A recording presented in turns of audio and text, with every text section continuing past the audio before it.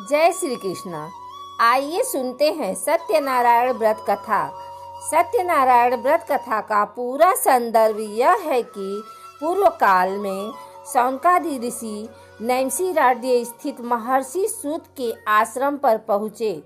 ऋषिगण महर्षि सूत से प्रश्न करते हैं कि लौकिक कष्ट मुक्ति, सांसारिक सुख समृद्धि एवं पारलौकिक लक्ष्य की सिद्धि के लिए सरल उपाय क्या है।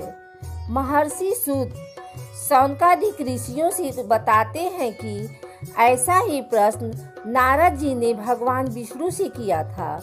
भगवान विष्णु ने नारद जी को बताया कि लौकिक क्लेश मुक्त सांसारिक सुख समृद्धि एवं पारलौकिक लक्ष्य सिद्ध के लिए एक ही राजमार्ग है, वह है सत्यनारायण व्रत। सत्यनारायण का अर्थ है सत्याचरण, सत्याग्रह, सत्यनिष्ठा। संसार में सुख समृद्धि की प्राप्ति सत्याचरण द्वारा ही संभव है। सत्य ही ईश्वर है।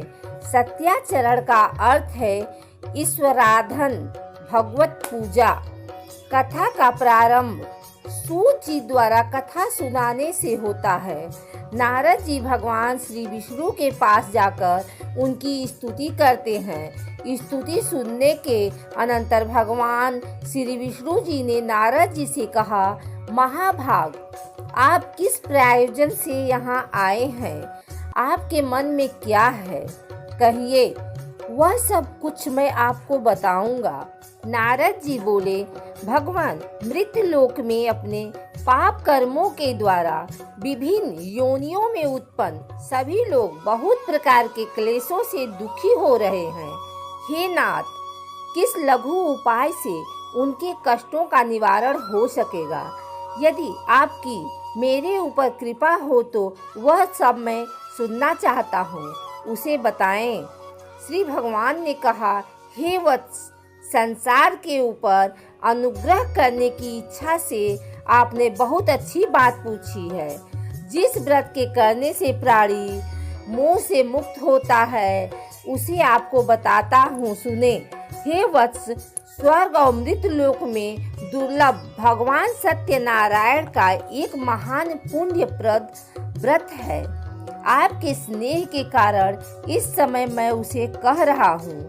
अच्छी प्रकार विधि विधान से भगवान सत्यनारायण व्रत करके मनुष्य शीघ्र ही सुख प्राप्त कर परलोक में मोक्ष प्राप्त कर सकता है। भगवान की ऐसी वाणी सुनकर नारद मुनि ने कहा, प्रभु, इस व्रत को करने का फल क्या है? इसका विधान क्या है? इस व्रत को किसने किया और इसे कब करना चाहिए? यह सब विस्तार पूर्वक बतलाइए। श्री भगवान ने कहा, यह सत्यनारायण व्रत दुख, शोक आदि का शमन करने वाला, धन धान्य की वृद्धि करने वाला, सौभाग्य और संतान देने वाला तथा सर्वत्र विजय प्रदान करने वाला है। जिस किसी भी दिन भक्ति और श्रद्धा से समन्वित होकर मनुष्य ब्राह्मणों और बंधु बांधवों के साथ धर्म में तत्पर होकर सायंकाल भगवान सत्यनारायण की पूजा करे, नैवेद्य के रूप में उत्तम कोटि के भोजनीय पदार्थ को सवाया मात्रा में भक्ति पूर्वक अर्पित करना चाहिए।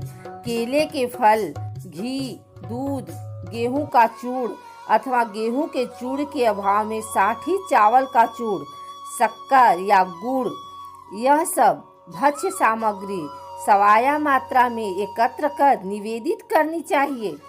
बंधु बांधवों के साथ श्री सत्यनारायण भगवान की कथा सुनकर ब्राह्मणों को दक्षिणा देनी चाहिए। तदंतर बंधु बांधवों के साथ ब्राह्मणों को भोजन कराना चाहिए। भक्ति पूर्वक प्रसाद ग्रहण करके नृत्य, गीत आदि का आयोजन करना चाहिए। तदंतर भगवान सत्यनारायण का स्मरण करते हुए अपने घर जाना चाहिए। ऐसा करने से मनुष्यों की अभिलाषा अवश्य पूर्ण होती है। विशेष रूप से कलयुग में पृथ्वी लोक में यह सबसे छोटा सा उपाय है।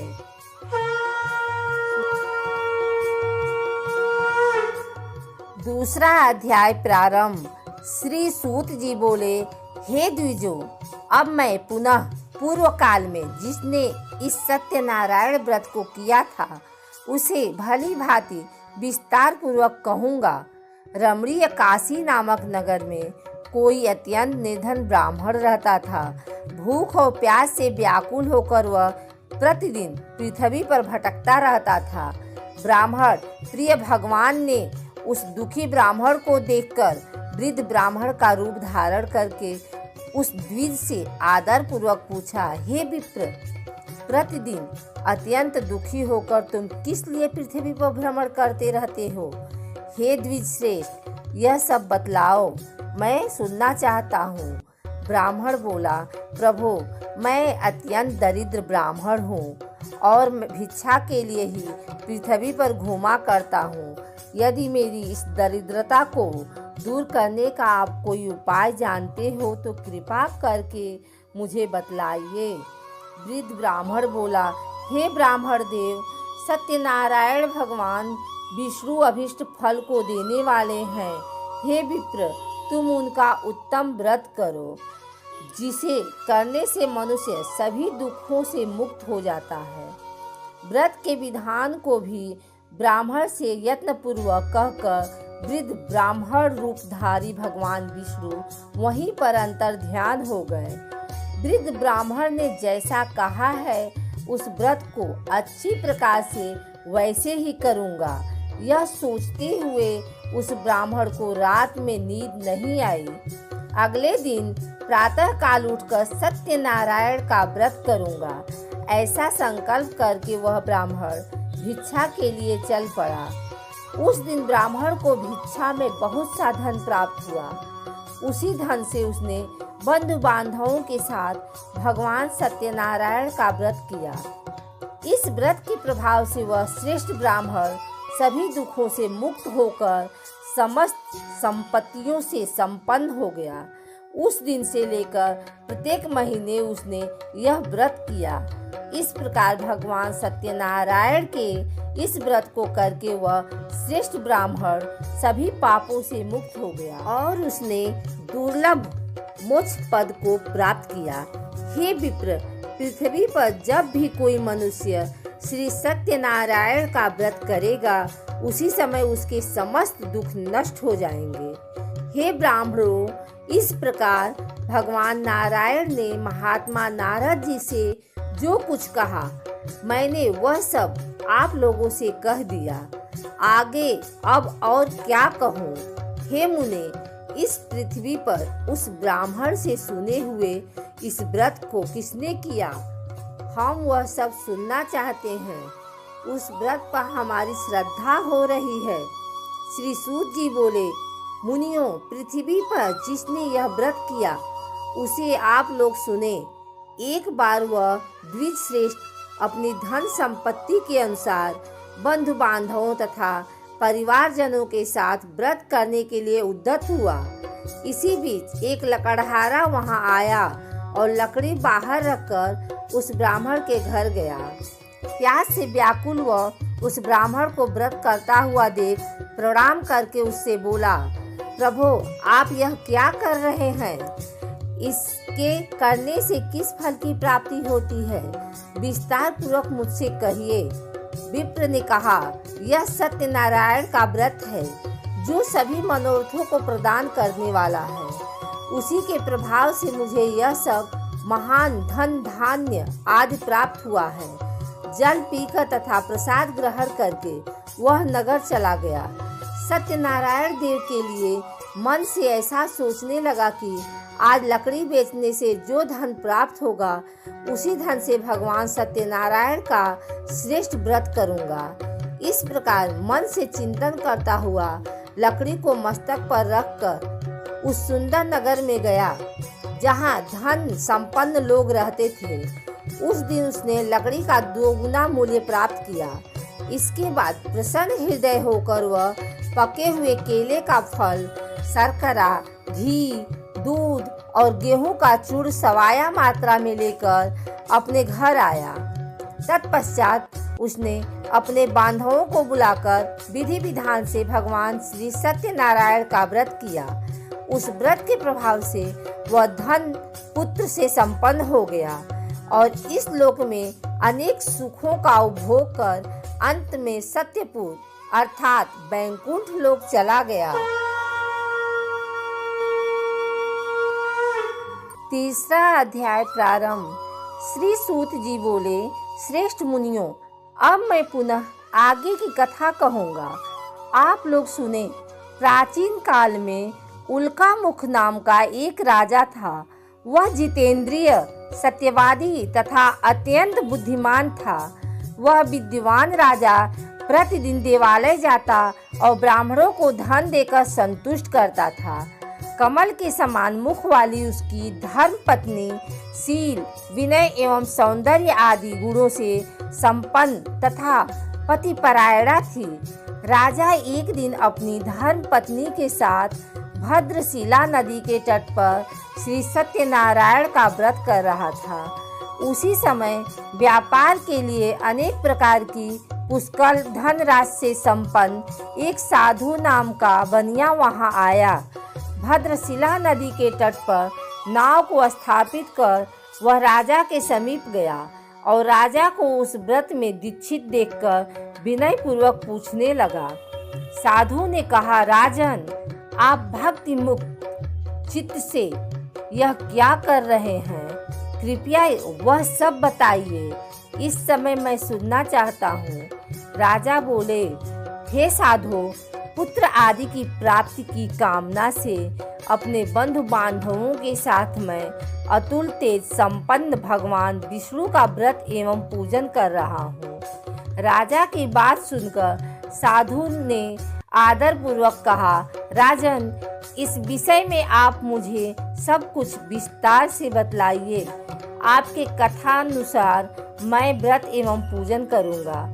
मुझे भी संतति नहीं है, इससे अवश्य ही संतति प्राप्त होगी। ऐसा विचार कर वह व्यापार से निवृत्त हो आनंद पूर्वक अपने घर आया। उसने अपनी भार्या से संतति प्रदान करने वाले इस सत्य व्रत को विस्तार पूर्वक बताया तथा जब मुझे संतति प्राप्त होगी तब मैं इस व्रत को करूँगा। इस प्रकार उस साधु ने अपनी भार्या लीलावती से कहा। एक दिन उसकी लीलावती नाम की सती साध्वी भार्या पति के साथ आनंद चित्त से ऋतुकालीन धर्माचरण में प्रवृत्त हुई और भगवान श्री सत्यनारायण की कृपा से उसकी वह भार्या गर्भिणी हुई। 10वें महीने में उससे कन्या रत्न की उत्पत्ति हुई और वह शुक्ल पक्ष में चंद्रम की भांति दिन प्रतिदिन बढ़ने लगी। उस कन्या का कलावती यह नाम रखा गया। इसके बाद एक दिन लीलावती ने अपने स्वामी से मधुर बाणी में कहा, आप पूर्व में संकल्पित श्री सत्यनारायण के व्रत को क्यों नहीं कर रहे हैं? साधु बोला, प्रिय, इसके विवाह के समय व्रत करूंगा। इस प्रकार अपनी पत्नी को भली भांति आश्वस्त कर वह व्यापार करने के लिए नगर की ओर चला गया। इधर कन्या कलावती पिता के घर में बढ़ने लगे। तदंतर धर्मज्ञ साधु ने नगर में सखियों के साथ क्रीड़ा करती हुई अपनी कन्या को विवाह योग्य देखकर आपस में मंत्रणा करके कन्या विवाह के लिए श्रेष्ठ वर का अन्वेषण करो, ऐसा दूत से कहकर शीघ्र ही उसे भेज दिया। उसकी आज्ञा प्राप्त करके दूत कांचन नामक नगर में गया और वहां से एक वणिक का पुत्र लेकर आया। उस साधु ने उस वणिक के पुत्र को सुंदर और गुणों से संपन्न देखकर अपनी जात के लोगों तथा बंधु बांधवों के साथ संतुष्टित हो विधि विधान से वणिक पुत्र के हाथ में कन्या का दान कर दिया। उस समय वह साधु बनिया दुर्भाग्यवश भगवान का वह उत्तम व्रत भूल गया। पूर्व संकल्प के अनुसार विवाह के समय में व्रत न करने के कारण भगवान उस पर रुष्ट हो गए। कुछ समय के पश्चात अपने व्यापार कर्म में कुशल वह साधु बनिया काल की प्रेरणा से अपने दामाद के साथ व्यापार करने के लिए समुद्र के समीप स्थित रत्नसारपुर नामक सुंदर नगर में गया और अपने श्री संपन्न दामाद के साथ वह व्यापार करने लगा। उसके बाद वे दोनों राजा चंद्रकेतु के रमणीय उस नगर में गए। उसी समय भगवान श्री सत्यनारायण ने उसे भ्रष्ट प्रतिज्ञा देखकर इसे दारुण कठिन और महान दुख प्राप्त होगा यह श्राप दे दिया। एक दिन एक चोर राजा चंद्रकेतु के धन को चुराकर वहीं आया जहां दोनों वणिक स्थित थे। वह अपने पीछे दौड़ते हुए दूतों को देखकर भयभीत चित्त से धन वहीं छोड़कर शीघ्र ही छिप गया। इसके बाद राजा के दूत वहां आ गए जहां वह साधु वणिक था। वहां राजा के धन को देखकर वे दूत उन दोनों वणिक पुत्रों को बांध कर ले आए और हर्षपूर्वक दौड़ते हुए राजा से बोले, प्रभु हम 2 चोर पकड़ लाए हैं, इन्हें देखकर आप आज्ञा दें। राजा की आज्ञा से दोनों शीघ्र ही दृढ़ता पूर्वक बांधकर बिना विचार किए महान कारागार में डाल दिए गए। भगवान सत्यदेव की माया से किसी ने उन दोनों की बात नहीं सुनी और राजा चंद्रकेतु ने उन दोनों का धन भी ले लिया। भगवान के शाप से वणिक के घर में उसकी भार्या भी अत्यंत दुखित हो गई और उनके घर में सारा काम, सारा जो धन था वह चोर ने चुरा लिया। लीलावती शारीरिक तथा मानसिक पीड़ाओं से युक्त, भूख और प्यास से दुखी हो अन्न की चिंता से दर दर भटकने लगी। कलावती कन्या भी भोजन के लिए इधर उधर प्रतिदिन घूमने लगी। एक दिन भूख से पीड़ित कलावती एक ब्राह्मण के घर गई। वहां जाकर उसने श्री सत्यनारायण के व्रत पूजन को देखा। वहां बैठकर उसने कथा सुनी और वरदान मांगा। उसके बाद प्रसाद ग्रहण करके वह कुछ रात होने पर घर गई। माता ने कलावती कन्या से प्रेम पूर्वक पूछा, पुत्री रात में तू कहाँ रुक गई थी? तुम्हारे मन में क्या है? कलावती कन्या ने तुरंत माता से कहा, माँ मैंने एक ब्राह्मण के घर में मनोरथ प्रदान करने वाला व्रत देखा है। कन्या की उस बात को सुनकर वह वणिक की भार्या व्रत करने को उद्धत हुई और प्रसन्न मन से उस साध्वी ने बंधु बांधवों के साथ भगवान श्री सत्यनारायण का व्रत किया तथा इस प्रकार प्रार्थना की, भगवान आप हमारे पति एवं जमाता के अपराध को क्षमा करें, वे दोनों अपने घर शीघ्र आ जाएं। इस व्रत से भगवान सत्यनारायण पुनः संतुष्ट हो गए तथा उन्होंने नृपश्रेष्ठ चंद्रकेतु को स्वप्न दिखाया और स्वप्न में कहा, नृपश्रेष्ठ प्रातः काल दोनों वणिकों को छोड़ दो और वह सारा धन भी दे दो जो तुमने उनसे इस समय ले लिया है, अन्यथा राज्य, धन एवं पुत्र सहित तुम्हारा सर्वनाश कर दूंगा।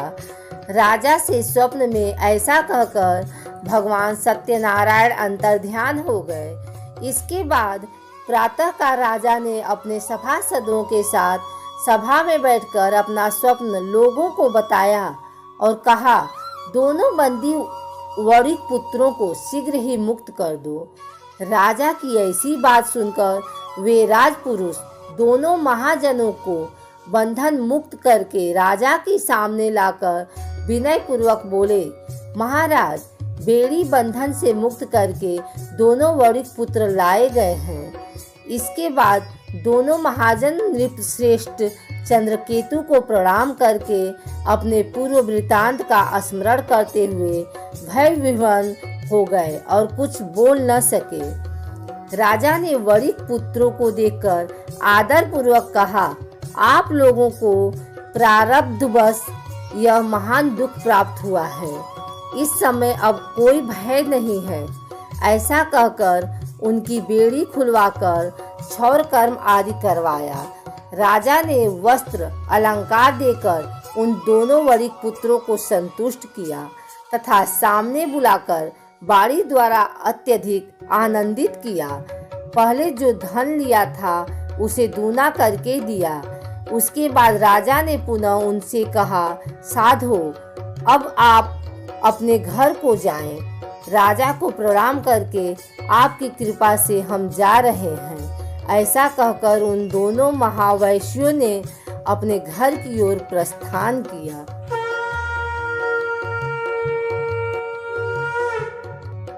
चौथा अध्याय प्रारंभ। श्री सूत जी बोले, साधु बनिया मंगलाचरण कर और ब्राह्मणों को धन देकर अपने नगर के लिए चल पड़ा। साधु के कुछ दूर जाने पर भगवान सत्यनारायण की उसकी सत्यता की परीक्षा के विषय में जिज्ञासा हुई। साधो, तुम्हारी नाव में क्या भरा है? तब धन के मद में चूर दोनों महाजनों ने अवहेलना पूर्वक हंसते हुए कहा, दंडिन, क्यों पूछ रहे हो? क्या कुछ द्रव्य लेने की इच्छा है? हमारी नाव में तो लता और पत्ते आदि भरे हैं।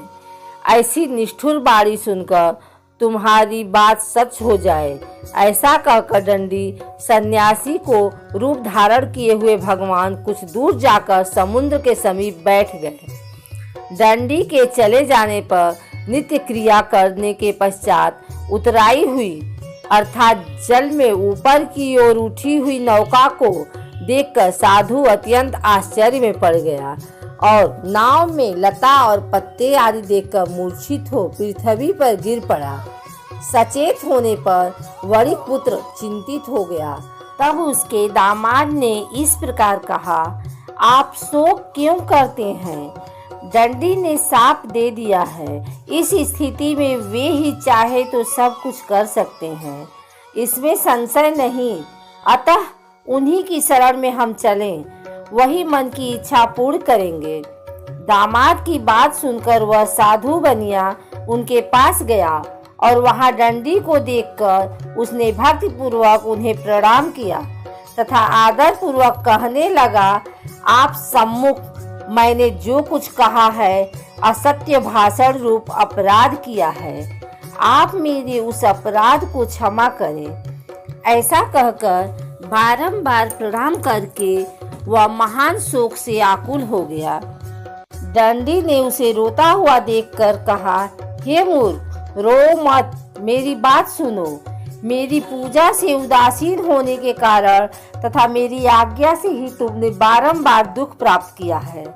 भगवान की ऐसी बाणी सुनकर वह उनकी स्तुति करने लगा।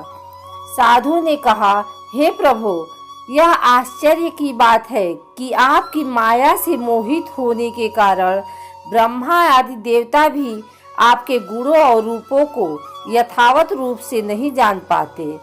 फिर मैं मूर्ख आपकी माया से मोहित होने के कारण कैसे जान सकता हूँ? आप प्रसन्न हो, मैं अपनी धन संपत्ति के अनुसार आपकी पूजा करूँगा। मैं आपके शरण में आया हूँ। मेरा जो नौका में स्थित पूरा धन था उसकी तथा मेरी रक्षा करें। उस बनिया की भक्ति युक्त बाणी सुनकर भगवान जनार्दन संतुष्ट हो गए। भगवान हरि उसे अभिष्ट वर प्रदान करके वहीं अंतर ध्यान हो गए। उसके बाद वह साधु अपनी नौका में चढ़ा और उसे धन धान्य से परिपूर्ण देखकर भगवान सत्यदेव की कृपा से हमारा मनोरथ सफल हो गया। ऐसा कहकर स्वजनों के साथ उसने भगवान की विधिवत पूजा की। भगवान श्री सत्यनारायण की कृपा से वह आनंद से परिपूर्ण हो गया और नाव को प्रयत्न पूर्वक संभाल कर उसने अपने देश के लिए प्रस्थान किया।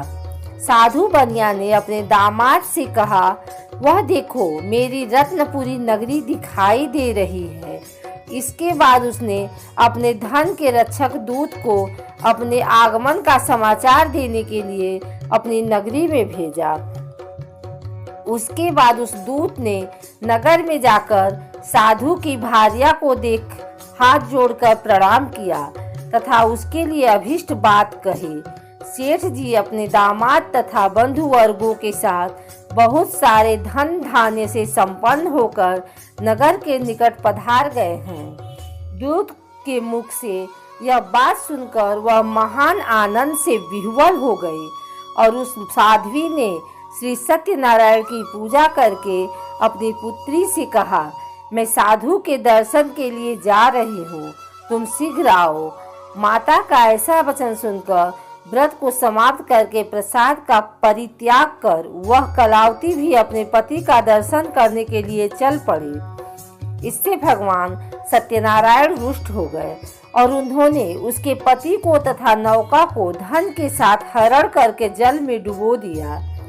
इसके बाद कलावती कन्या अपने पति को न देख महान शोक से रुदन करती हुई पृथ्वी पर गिर पड़ी। नाव का अदर्शन तथा कन्या को अत्यंत दुखी देख भयभीत मन से साधु बनिया से सोचा, यह क्या आश्चर्य हो गया। नाव का संचालन करने वाले भी सभी चिंतित हो गए। तदंतर वह लीलावती भी कन्या को देख विह्वल हो गई और अत्यंत दुख से विलाप करती हुई अपने पति से इस प्रकार बोली, अभी अभी नौका के साथ वह कैसे अलक्षित हो गया। न जाने किस देवता की उपेक्षा से वह नौका हरण कर ले गई, अथवा श्री सत्यनारायण का महात्म्य कौन जान सकता है। ऐसा कहकर वह स्वजनों के साथ विलाप करने लगी और कलावती कन्या को गोद में लेकर रोने लगी। कलावती कन्या भी अपने पति के नष्ट हो जाने पर दुखी हो गई और पति की पादुका लेकर उनका अनुगमन करने के लिए उसने मन में निश्चय किया। कन्या की इस प्रकार के आचरण को देख भार्या सहित वह धर्मज्ञ साधु बनिया अत्यंत शोक संतप्त हो गया और सोचने लगा, या तो भगवान सत्यनारायण ने यह अपहरण किया है अथवा हम सभी भगवान सत्यदेव की माया से मोहित हो गए हैं। अपनी धन शक्ति के अनुसार मैं भगवान श्री सत्यनारायण की पूजा करूंगा। सभी को बुलाकर इस प्रकार कहकर उसने अपने मन की इच्छा प्रकट की और बारंबार भगवान सत्यदेव को दंडवत प्रणाम किया। इससे दीनों के परिपालक भगवान सत्यदेव प्रसन्न हो गए। भक्त वत्सल भगवान ने कृपा पूर्वक कहा, तुम्हारी कन्या प्रसाद छोड़कर अपने पति को देखने चली आई है। निश्चय ही इसी कारण उसका पति अदृश्य हो गया है। यदि घर जाकर प्रसाद ग्रहण करके वह पुनः आए तो हे साधु बनिया, तुम्हारी पुत्री पति को प्राप्त करेगी, इसमें संशय नहीं है। कन्या कलावती भी आकाश मंडल से ऐसी बाणी सुनकर शीघ्र ही घर गई और उसने प्रसाद ग्रहण किया। पुनः आकर स्वजनों तथा अपने पति को देखा तथा कलावती कन्या ने अपने पिता से कहा, अब तो घर चलें, विलम्ब क्यों कर रहे हैं। कन्या की वह बात सुनकर वणिक पुत्र संतुष्ट हो गया और विधि विधान से भगवान सत्यनारायण का पूजन करके धन तथा बंधु बांधवों के साथ अपने घर गया। तदंतर पूर्णिमा तथा संक्रांति पर्वों पर भगवान सत्यनारायण का पूजन करते हुए इस लोक में सुख भोग कर अंत में वह सत्यपुर वैकुंठ लोक चला गया। 5वां अध्याय प्रारंभ। श्री सूत जी बोले, श्रेष्ठ मुनियों, अब इसके बाद मैं दूसरी कथा कहूँगा, आप लोग सुने। अपनी प्रजा का पालन करने में तत्पर तुंगध्वज नाम का एक राजा था। उसने सत्यदेव के प्रसाद का परित्याग करके दुख प्राप्त किया। एक बार वह वन में जाकर और वहां बहुत से पशुओं को मारकर वट वृक्ष के नीचे आया। वहां उसने देखा कि गोपगण बंधु बांधवों के साथ संतुष्ट होकर भक्तिपूर्वक भगवान सत्यदेव की पूजा कर रहे हैं। राजा यह देखकर भी अहंकार बस न तो वहां गया और न उसे भगवान सत्यनारायण को प्रणाम ही किया। पूजन के बाद सभी गोपगण भगवान का प्रसाद राजा के समीप रखकर वहां से लौट आए और इच्छा अनुसार उन सभी ने भगवान का प्रसाद ग्रहण किया। इधर राजा को प्रसाद का परित्याग करने से बहुत दुख हुआ। उसका संपूर्ण धन धान्य एवं सभी 100 पुत्र नष्ट हो गए। राजा ने मन में यह निश्चय किया कि अवश्य ही भगवान सत्यनारायण ने हमारा नाश कर दिया है, इसलिए मुझे वहां जाना चाहिए जहां श्री सत्यनारायण का पूजन हो रहा था। ऐसा मन में निश्चय करके वह राजा गोपगणों के समीप गया और उसने गोपगणों के साथ भक्ति श्रद्धा से युक्त होकर विधि पूर्वक भगवान सत्यदेव की पूजा की। भगवान सत्यदेव की कृपा से वह पुनः धन और पुत्रों से संपन्न हो गया तथा इस लोक में सभी सुखों का उपभोग कर अंत में सत्यपुर वैकुंठ लोक को प्राप्त हुआ।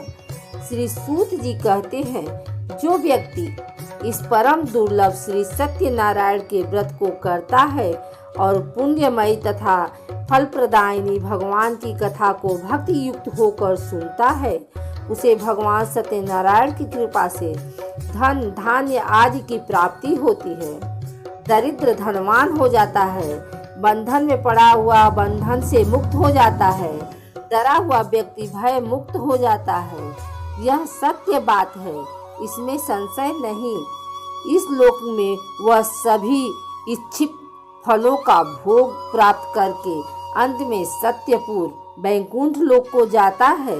हे ब्राह्मणों, इस प्रकार मैंने आप लोगों से भगवान सत्यनारायण के व्रत को कहा, जिसे करके मनुष्य सभी दुखों से मुक्त हो जाता है। कलयुग में तो भगवान सत्यदेव की पूजा विशेष फल प्रदान करने वाली है। भगवान विष्णु को ही कुछ लोग काल, कुछ लोग सत्य, कोई ईश और कोई सत्यमेव। जो व्यक्ति नित्य भगवान सत्यनारायण की इस व्रत कथा को पढ़ता है, सुनता है, भगवान सत्यनारायण की कृपा से उसके सभी पाप नष्ट हो जाते हैं। हे मुनीश्वरों, पूर्व काल में जिन लोगों ने भगवान सत्यनारायण का व्रत किया था, उसके अगले जन्म का वृतांत कहता हूँ, आप लोग सुने। महान प्रज्ञा संपन्न सतानंद नाम के ब्राह्मण सत्यनारायण व्रत करने के प्रभाव से दूसरे जन्म में सुदामा नामक ब्राह्मण हुए और उस जन्म में भगवान श्री कृष्ण का ध्यान करके उन्होंने मोक्ष प्राप्त किया। लकड़हारा भिल्लू गुहों का राजा हुआ और अगले जन्म में उसने भगवान श्री राम की सेवा करके मोक्ष प्राप्त किया। महाराज उल्कामुख दूसरे जन्म में राजा दशरथ हुए, जिन्होंने श्री रंगनाथ जी की पूजा करके अंत में वैकुंठ प्राप्त किया। इसी प्रकार धार्मिक और सत्यव्रती साधु पिछले जन्म के सत्य व्रत के प्रभाव से दूसरे जन्म में मोरध्वज नामक राजा हुआ। उसने आरे से चीरकर अपने पुत्र की आधी देह भगवान विष्णु को अर्पित कर मोक्ष प्राप्त किया। महाराजा तुगध्वज जन्मांतर में स्वयंभू मनु और भगवत संबंधी संपूर्ण कार्यों का अनुष्ठान करके वैकुंठ लोक को प्राप्त हुए। जो गोपगण थे वे सब जन्मांतर में ब्रजमंडल में निवास करने वाले गोप हुए और सभी राक्षसों का संहार करके उन्होंने भगवान का शाश्वत धाम गोलोक प्राप्त किया। इस प्रकार श्री स्कंद पुराण के अंतर्गत रीवा खंड में श्री सत्यनारायण व्रत कथा का यह 5वां अध्याय पूर्ण हुआ। श्री सत्यनारायण स्वामी की जय।